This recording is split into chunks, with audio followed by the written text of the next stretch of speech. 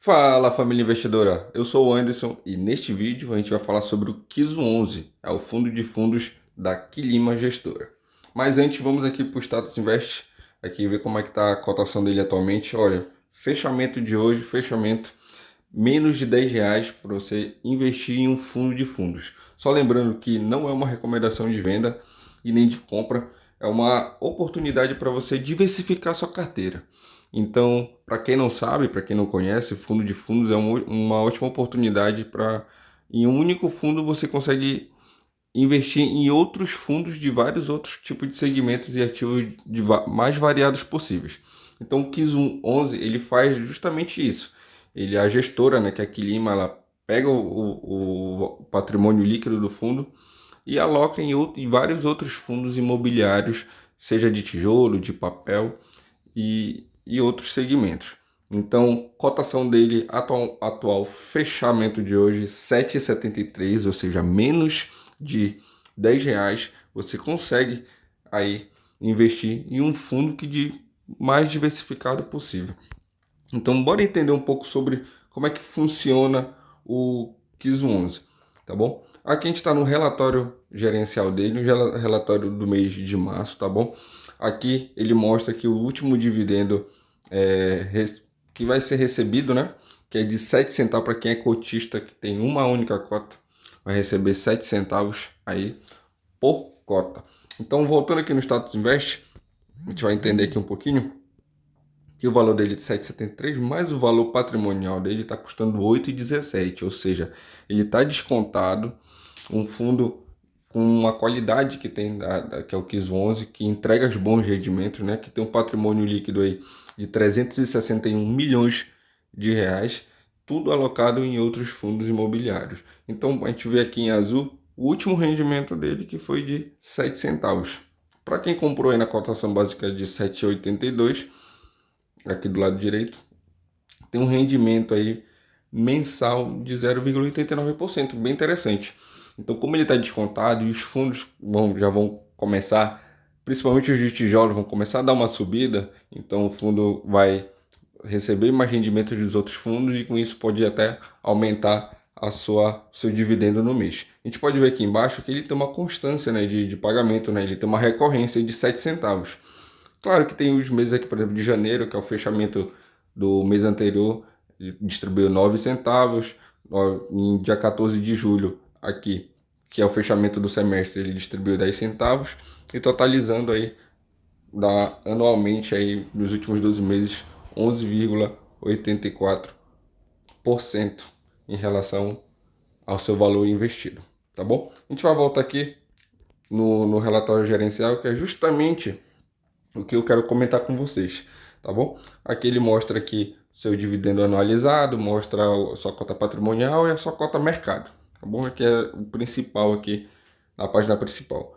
Mas a gente vai pular a parte de desempenho, que vocês podem dar uma lida depois. Se vocês quiserem, podem parar o vídeo, quiser dar uma lida, se não conseguirem achar o relatório gerencial, aqui na parte de desempenho também. Qualquer dúvida pode comentar aqui que a gente tira essa dúvida.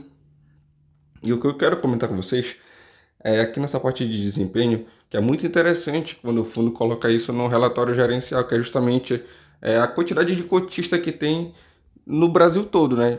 Dividido por estado, que são no total aí são 118 mil cotistas, mais de 118 mil, né?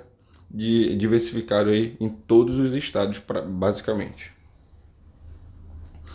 E aqui embaixo, que é o principal para vocês, é todos os fundos que ele investe, né? Então, como eu já expliquei, ele pega o valor patrimonial e investe em outros fundos. E aqui os mais diversos fundos possíveis, desde MXRF11, que a gente vai falar aqui no canal ainda, XPML, VISC, que mais? DEVA, HSLG, VRTA, bem conhecido também, MCCI, que a gente vai falar também sobre MCCI.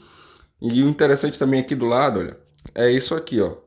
É esses porcentagens que ele tem alocado nesses fundos imobiliários. Vocês podem ver que nenhum fundo tem mais de 5%, nem, eu acho que nem a 4%.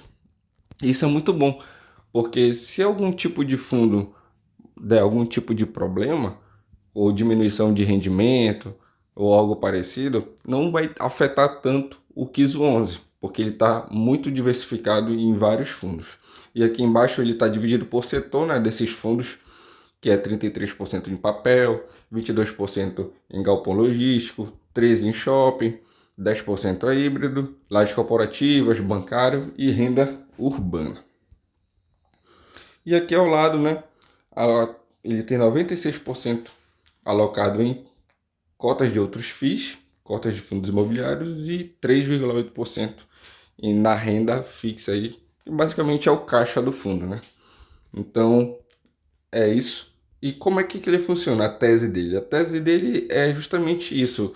Existe um índice, né, que é o Suno 30, que é um índice vamos dizer que é um dos melhores fundos imobiliários, os 30 melhores fundos, e a gestora Quilima pega o nosso valor, pega a nossa cota, pega o nosso dinheiro ali suado que a gente coloca todo mês e investe nesses fundos, né? E é um índice que vê o desempenho aí dos melhores fundos, passa esses fundos para a gestora, né, para a Quilima, e a Quilima faz os aportes mensais. Claro que isso não é uma regra, ela não precisa alocar toda a sua porcentagem de patrimônio nesse índice, né, da Suno 30.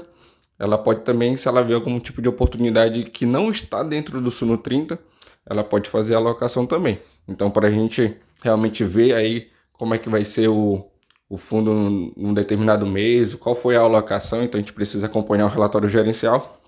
Mas isso aí vocês não precisam se preocupar, que qualquer tipo de movimentação que eles fizerem, eu vou estar comentando aqui, eu vou estar postando vídeo para vocês sempre ficarem atentos, tá bom? Mas aqui embaixo, deixa eu ver se tem mais alguma coisa. Como posso falar para vocês, olha, quais são os critérios de inclusão no índice Suno 30? Que o fundo que a Quilima foi investir, que o KISO 11 foi investir, ele deverá fazer parte da composição do IFIX, com liquidez. O fundo não poderá ser um fundo de fundo, ou seja, ele já é um fundo de fundo, ele não vai poder investir em outro fundo de fundo, porque existem vários fundos de fundos no mercado. O fundo não poderá ser um fundo monoativo, ou seja, que um fundo que tenha um único ativo, um único prédio, ou um único certificado de recebível imobiliário, que é o CRI, né? E o fundo deverá ter um dividend yield maior do que zero nos últimos 12 meses. Tá bom? Então, nos últimos 12 meses, o fundo que ele foi investir, que o KISO 11 foi investir, tem que ter distribuído aí um dividend yield nos últimos 12 meses, tá bom? Bem rapidinho, esse é o KISO 11. Se você quer realmente estar começando ao seu investimento nos fundos imobiliários, essa é uma boa opção para você diversificar sua carteira.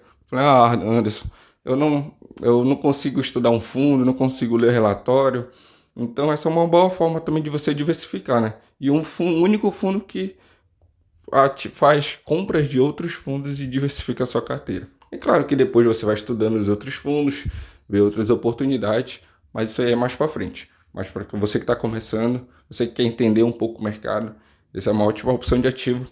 Só lembrando, não é uma recomendação de compra nem de venda, todo fundo tem seu risco, mas é uma boa oportunidade para você, tá bom? Menos de R$10, KISO 11, esse é o vídeo de hoje. Valeu, fui!